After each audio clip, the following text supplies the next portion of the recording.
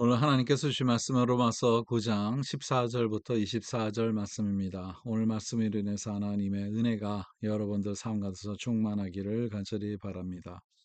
오늘 말씀 어제 말씀을 이어서 보겠습니다. 약속의 후손이 중요하다는 거죠. 그래서 하나님께서는 에서를 선택하지 아니하고 그 동생 야곱을 선택했다는 것을 우리가 보면서 우리가 인간적으로 생각을 하면 이것은 좀 공평하지 않을까 하는 이런 생각을 가질 수 있습니다. 충분히 그럴 수 있죠. 특별히 이렇게 성경을 보다가 이 예정론에 대해서 많은 질문을 우리가 하죠.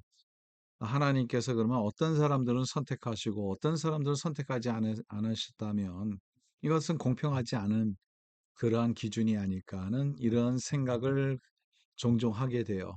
예, 이 질문에 대해서 이게 간단한 답은 없습니다만, 그런데 우리가 성경을 통해서 성경이 또한 우리에게 주는 진리를 우리가 깨달아야지, 우리의 생각으로 하나님을 알면 안 되고, 하나님께서 주신 말씀의 토대로 하나님의 생각을 우리가 따라가는 것이 상당히 중요합니다. 왜냐하면, 신앙생활 하다 보면 우리가 하나님에 대해서 이해 못하는 그런 부분들이 많습니다. 저와 여러분들도 어렸을 때, 아기였을 때, 또 그 유년 시절 때, 우리가 부모님에 대해서 많이 알 수 있는 것이 별로 없어요. 왜 부모님이 이렇게 하는지 이해를 못할 때도 있습니다. 그러나 성장하다 보면 왜 그때 당시에는 우리 부모님이 이렇게 일을 하셨을까? 왜 그러한 말을 하셨을까? 이러한 내용을 성장하면서 알 수 있는 거잖아요. 마찬가지입니다. 하나님과 우리의 관계도 마찬가지예요. 우리가 하나님에 대해서 알 수 없는 것들이 너무나도 많습니다. 그러나 믿음이라는 것은 뭐냐 하면 내가 이해하지 못하고 내가 알지 못하지만 나는 한계 있는 존재이기 때문에 이 천지지으신 하나님의 생각을 우리가 어떻게 알 수 있습니까? 도저히 우리는 그 하나님의 생각을 알 수 없습니다. 이사야서 55장에도 그렇게 말하고 있죠. 하나님의 생각과 우리의 생각은 하늘과 땅 그 관계 같은 관계다.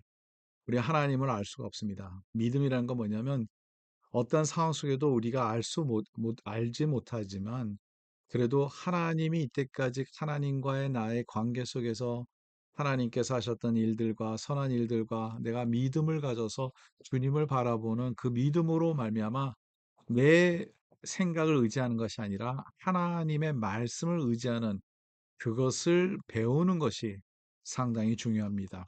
오늘 내용도 그렇습니다.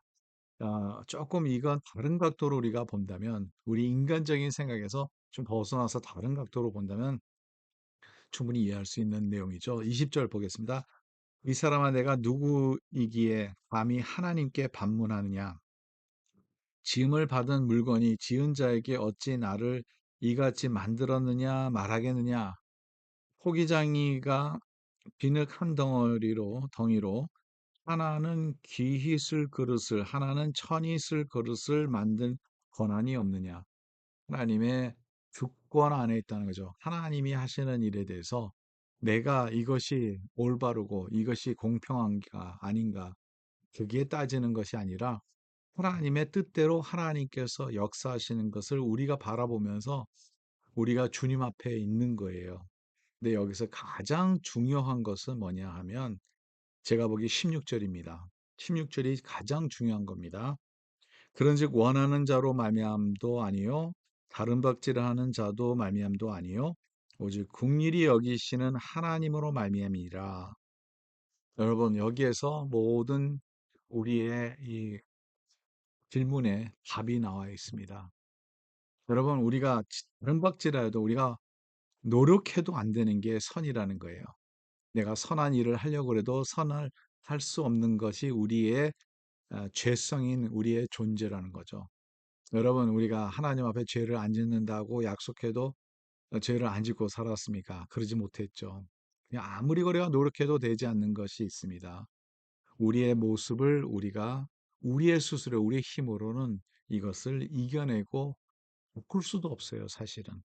그러면 우리가 여기에서 가장 중요한 것은 뭐냐면 우리가 무엇을 의지하느냐, 그것이 중요한데 바로 그것이 하나님의 긍휼이라는 거죠. 우리가 죄 짓는 사람이면 우리가 따질 수 있는 게 하나도 없어요. 우리가 죄진 게 있다고 생각하면 하나님 앞에 공유를 원하는 거, 그것을 위해서 기도하는 것밖에 없습니다. 하나님의 공유를 구하는 것입니다.